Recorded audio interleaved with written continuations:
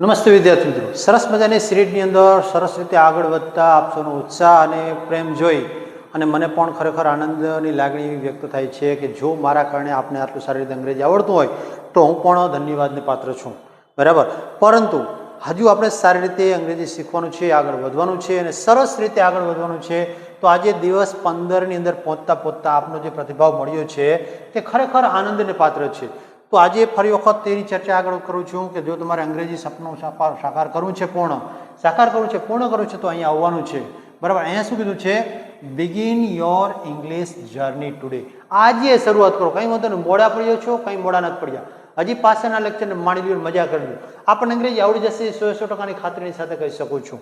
હવે અહીંયા 30 દિવસનો સ્પોકન ઇંગ્લિશ કોર્સ છે જેને તમારે માણવાનો છે. 15 દિવસ પૂર્ણ થઈ ગયા છે. આજે આપણે 15મો દિવસ આજે છે. જો તમારે અંગ્રેજી પાયાથી શીખવું છે તો અહીં આવવાની જરૂર છે. અહીંયા તમને દરરોજ રાત્રે 8 વાગ્યે એક સરસ મજાનો લેક્ચર મળશે જે તમને ઉપયોગી થઈ રહેવાનો છે. અને જો તમે ઉપયોગ કરશો તો તમે અંગ્રેજી બોલશો કેવું, તો કે અફલાતુન અંગ્રેજી. અને એના માટે તમારે શું કરવાનું છે તો કે અશોક નકુમની ચેનલની સાથે જોડાઈ જવાનું છે. અને સફળતા તમારી રાહ જોઈ રહી છે. અને શેના માટે? તો કે ડિઝાઇન ફોર સક્સેસ. આ સફળતા માટે બનાવવામાં આવેલું છે, બરાબર. થઈ જાવ તૈયાર 15મા દિવસને અંતે. ચાલો, આજે આપણે ચર્ચા કરીશું શેની? તો કે હેવ અને હેઝની ચર્ચા કરવાની છે 15મા દિવસે. હેવ હેઝ શું છે, કઈ રીતે વપરાય છે, ક્યારે તેનો ઉપયોગ થાય, કેવા પ્રકારના પ્રશ્નો તેને આવી શકે છે, તેની આજે આપણે સંપૂર્ણ ચર્ચા કરીશું. ચલો, તો પ્રથમ જ આપણી સમક્ષ વાક્ય આપવામાં આવ્યા છે, તેના આધારે ખ્યાલ આવશે કે ભાઈ આ શું છે. શું કીધું? કે હેવ, ની પાસે હોવું, ને હોવું, નું હોવું, ની માલિકીનું હોવું. કેટલા અર્થ છે જુઓ જોઈએ તમે. કોઈક ની પાસે છે એવું દર્શાવવું હોય, અથવા ને હોવું એટલે કે તે ને છે તેવું દર્શાવવું હોય, પછી ની માલિકીનું છે કે નું હોવું, અલગ અલગ રીતે ઉપયોગ કરતા જોવા મળે છે તમને. તો અહીંયા જેટલા વાક્ય છે એનો ખ્યાલ આવશે આપણને. જોઈએ શું કે છે. I have 3 pens. મારી પાસે 3 પેનો છે. પછી વી હેવ હાઉસ. અમારી પાસે ઘર છે. You have an uncle. તમારે એક કાકા છે. They have 10 factories. તેઓને 10 કારખાના અથવા ફેક્ટરીઓ છે. પછી કીધું this girls have new frocks. આ છોકરીઓના નવા ફ્રોક છે. તો વિદ્યાર્થી મિત્રો જોઈ શકો છો કે કઈ રીતે દરેક જગ્યાએ જે તે શબ્દ જે છે તે હેવની સાથે જોડાય અને જુદા જુદા અર્થ કરે છે, હેવ અને હેઝની સાથે, બરાબર. તો એની ચર્ચા આગળ વધારીએ અને તેમાં જોઈએ તો એની અંદર હેવ અને હેઝ જે છે તે અલગ પડે છે. તો અહીંયા હેઝની ચર્ચા, આપણે હેવની ચર્ચા કરી તો હેઝની. હેઝ શું છે? તો કે હેવનું જે એક રૂપ છે. આ હેવ જે છે તે મૂળ રૂપ છે અને હેઝ જે છે તેનું એક રૂપ કહેવાય છે, જે ત્રીજા પુરુષ એકવચન માટે વપરાય છે. હેઝ તો અહીંયા જુઓ જોઈએ કયા કયા? તો કે હી, સી, ઇટ અને એક વચનના નામ સાથે હેઝ વપરાય છે. એટલે કે હી આવે તો બોલે, સી આવે તો બોલે અને ઇટ આવે તો. ત્રણમાંથી કોઈ પણ, અથવા કોઈ પણ નામ આવે પણ શરત શું છે? તો કે એક વચનનું હોવું જોઈએ. તો તેની સાથે શું આવે છે? તો કે હેઝ આવે છે. અહીંયા શું કીધું? A rickshaw has 3 wheels. બરાબર, રિક્ષાને 3 પૈડા હોય છે, અથવા તો રિક્ષાને 3 પૈડા છે. આ રીતે. Gopal has a sister. ગોપાલને બહેન છે. Every nation has a flag. દરેક રાષ્ટ્રને એક ધ્વજ હોય છે. તો અહીં શું કીધું? એન એલિફન્ટ હેઝ અ ટ્રંક. હાથીને એક સૂંઢ છે. His father has a car. તેના પિતાજીને એક ગાડી છે. તો આ રીતે જ્યારે આપણે કોઈ એક વ્યક્તિની સાથે વપરાયેલું છે ત્યારે શું વપરાય છે? તો કે હેઝ વપરાય છે. આ દરેકમાં જુઓ, ગોપાલ છે, એવરી નેશન એટલે કે દરેક રાષ્ટ્ર, એન એલિફન્ટ, હિઝ ફાધર એટલે દરેક એક વચન છે. તો ત્યારે શું વપરાયું છે? હેઝ વપરાયેલું જોવા મળે છે. હવે મિત્રો, જે રીતે આપણે પરીક્ષાની અંદર અથવા તો કોઈ પણ બુકની અંદર આપણને ખબર પડે કે ભાઈ આપણને આવડ્યું કે નહીં, હેવ ક્યારે આવે ને હેઝ ક્યારે આવે, તો એના માટે આજે થોડું અલગથી તમારા માટે હું ખાલી જગ્યા લઈને આવ્યો છું. તો આનો આપણે જવાબ જોઈએ. તો પ્રથમ છે આઈ ખાલી જગ્યા new pen in for my exam. તો આઈ જે છે તો આઈની સાથે શું આવે છે તો કે હેવ આવે છે, બરાબર. આઈની સાથે શું આવશે હેવ. પછી બીજું સી ખાલી જગ્યા blue dress for the function. અહીંયા મેં તમને કીધું હતું કે કર્તા તરીકે ત્રીજો પુરુષ એકવચન આવે તો શું આવે છે તો કે હેઝ. તો અહીંયા આપણે મૂકશું હેઝ. પછી વી ખાલી જગ્યા a small house in the city. તો અહીંયા વી આવ્યું છે તો શું આવે હેવ આવે. હી ખાલી જગ્યા a good idea for the project. ફરી વખત શું આવે છે કરતા ત્રીજો પુરુષ એકવચન તો શું આવે અહીંયા હેઝ. ત્યાર પછી they ખાલી જગ્યા many friends in the school. they ત્રીજો પુરુષ બહુવચન છે તો શું આવે ત્રીજો પુરુષ બહુવચન આવે તો હેવ આવે. માય બ્રધર ખાલી જગ્યા અ બાઇસિકલ. તો અહીંયા ફરી વખત માય બ્રધર ત્રીજો પુરુષ એકવચન થાય તો શું આવશે હેઝ. પછી યુ ખાલી જગ્યા અ નાઇસ બેગ. બીજો પુરુષ છે તો શું આવે અહીંયા હેવ. ધ કેટ ખાલી જગ્યા અ લોંગ ટેલ. બરાબર, એટલે કે બિલાડીની લાંબી પૂંછડી છે તો અહીંયા હેઝ. એક બિલાડીની વાત છે. રીના ખાલી જગ્યા અ બ્યુટીફુલ વોઇસ. તો રીના હેઝ. પછી ઓવર ટીચર ખાલી જગ્યા બિગ ક્લાસ. તો અહીંયા પણ શું આવશે હેઝ. ઓવર ટીચર એટલે અમારા શિક્ષક એક વચન છે એટલા માટે શું આવે છે અહીંયા હેઝ આવે છે. ચાલો, તો આજના પછી આગળ વધતા અહીંયા તમે જોઈ શકો છો કે વાક્ય આપણને આપ્યા છે. કેવા પ્રકારના છે તો કે I have a new book. મારી પાસે નવી બુક છે. C has a red bag. તેણીની પાસે લાલ કલરનો બેગ છે. તો અહીંયા હેવ હેઝ ક્યારે વપરાયું છે તે આપણે માર્કિંગ કરવાનું છે મિત્રો, અને તેની સાથે વપરાયેલો કર્તા છે તેને ધ્યાનમાં રાખવાનો છે. We have a small car. અમારી પાસે નાની કાર છે. He has a smart watch.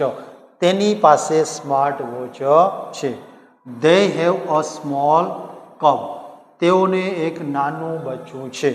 પછી my brother has a laptop. મારા ભાઈ પાસે એક લેપટોપ છે. પછી કે છે યુ હેવ અટ્રેક્ટિવ ફેસ. તમારે આકર્ષક ચહેરો છે. પછી the dog has sharp teeth. કૂતરાને તીક્ષ્ણ દાંત છે. Riya has a long hair. રિયાને લાંબા વાળ છે. પછી our teacher has good knowledge. અમારા શિક્ષકને સારું જ્ઞાન છે. તો મિત્રો અહીંયા જુઓ છો કે ક્યાં હેવ વપરાયું છે અને ક્યાં હેઝ વપરાયેલું જોવા મળે છે. ચાલો આગળ વધીએ ત્યાંથી. હવે આપણી સમક્ષ ગુજરાતી વાક્ય આપ્યા છે જેનું આપણે અંગ્રેજીમાં ટ્રાન્સલેશન કરીશું, અને ક્યાં હેવ વપરાય છે અને ક્યાં હેઝ વપરાય છે તેને પણ આપણે માર્કિંગ કરીએ. મારી પાસે એક પેન છે. મારી એટલે શું થશે આઈ, અને આઈની સાથે શું આવે તો કે have. I have a pen. મારી પાસે એક પેન છે. પછી બીજું વાક્ય તો શું છે તેને એક કાર છે. તેને એટલે કે હી લઈશું આપણે, અથવા સી પણ લઈ શકીએ. હી હેઝ અ કાર. બરાબર. ત્યાર પછીનું વાક્યની ચર્ચા કરીએ તો તેને શું છે અમારી પાસે એક ઘર છે. અમારી એટલે શું થશે કે વી હેવ અ હાઉસ. અમારી પાસે એક ઘર છે. ત્યારબાદનું વાક્ય છે એની ચર્ચા કરીએ તો શું કીધું તેમના પાસે બે બાઇક છે. તેમના એટલે કે આપણે બહુવચન લઈશું. They have to bikes. They have to bikes. બરાબર. ચાલો નેક્સ્ટ. મારી બહેન પાસે એક ઢીંગલી છે. તો અહીંયા મારી બહેન એટલે કે શું કહીશું માય સિસ્ટર, અને has a doll. My sister has a doll. પછી રામ પાસે એક કૂતરો છે. તો રામની વાત આવે છે તો રામ શું કહેશે કે રામ. પછી has. Ram has a dog. Ram પાસે એક કૂતરો છે. બાળકો પાસે ઘણા રમકડા છે. બાળકો એટલે શું થશે તો કે ચિલ્ડ્રન. તો ચિલ્ડ્રન શું થાય? બહુવચન થાય કે એકવચન? તો કે બહુવચન. ચિલ્ડ્રન હેવ રમકડા તો અને ઘણા તો એ many. Children have many toys. બાળકો પાસે ઘણા રમકડા છે. પછી અમારી શાળામાં મોટું મેદાન છે. તો અમારી શાળાની ચર્ચા કરવામાં આવેલી છે તો શું કહીશું કે અવર સ્કૂલ. કેટલી સ્કૂલ છે તો કે એક જ છે તો હેઝ આવશે અહીંયા. Our school has. પછી મોટું મેદાન તો બિગ પ્લેગ્રાઉન્ડ.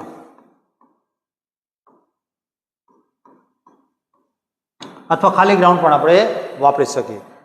તે છોકરી પાસે સુંદર કપડાં છે. અહીંયા તે છોકરી, એક છોકરીની વાત કરવામાં આવી છે તો શું આવશે? સી. પછી હેઝ બ્યુટીફુલ.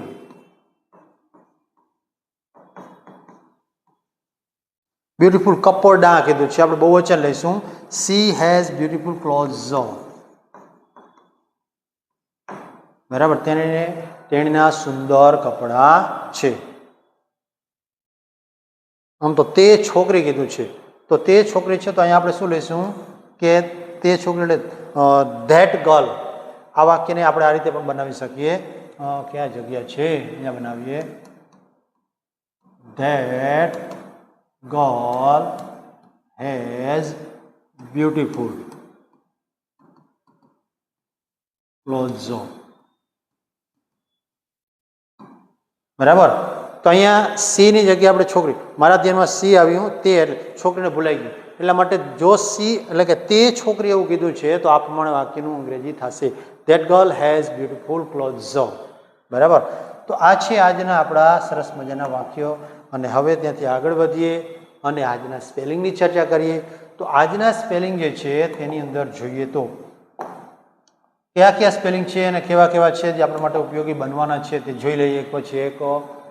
શું કીધું અહીંયા? ફેક્ટરીઝ એટલે કે કારખાના, નેશન એટલે રાષ્ટ્ર, ફ્લેગ એટલે ધ્વજ, ટ્રંક એટલે સૂંઢ, લેબોરેટરી એટલે કે પ્રયોગશાળા, પછી કીધું ડેઇસ એટલે કે વ્યાસપીઠ, પછી ફાઉન્ટેન એટલે કે ફુવારો, પછી ટેરેસ એટલે કે અગાસી, લો એટલે કે નીચું, પ્લેટફોર્મ એટલે કે પ્લેટફોર્મ, પછી કરલી એટલે કે વાંકડિયા, પછી કીધું છે ટ્રાયંગલ એટલે કે ત્રિકોણ, ત્યાર પછી શું કીધું છે વોટર બોટલ એટલે કે પાણીની બોટલ, પછી કહે છે સ્લોપિંગ એટલે કે ઢળતું, પછી સ્વીટ એટલે કે મધુર અથવા તો ગળ્યું, વોઇસ એટલે અવાજ, વ્હીલ એટલે કે પૈડું, પછી પૈડું અથવા ચક્ર. બરાબર.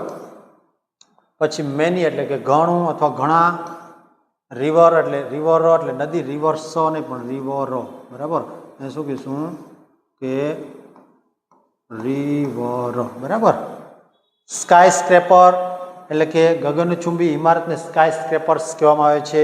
પછી મેનર્સ એટલે કે રીતભાત, પછી કીધું છે રિસ્ટ વોચ કાંડા ઘડિયાળ, હોર્ન એટલે કે સિંગડું, અને છેલ્લું છે નેકલેસ અથવા તો નેકલેસ એટલે કે હાર.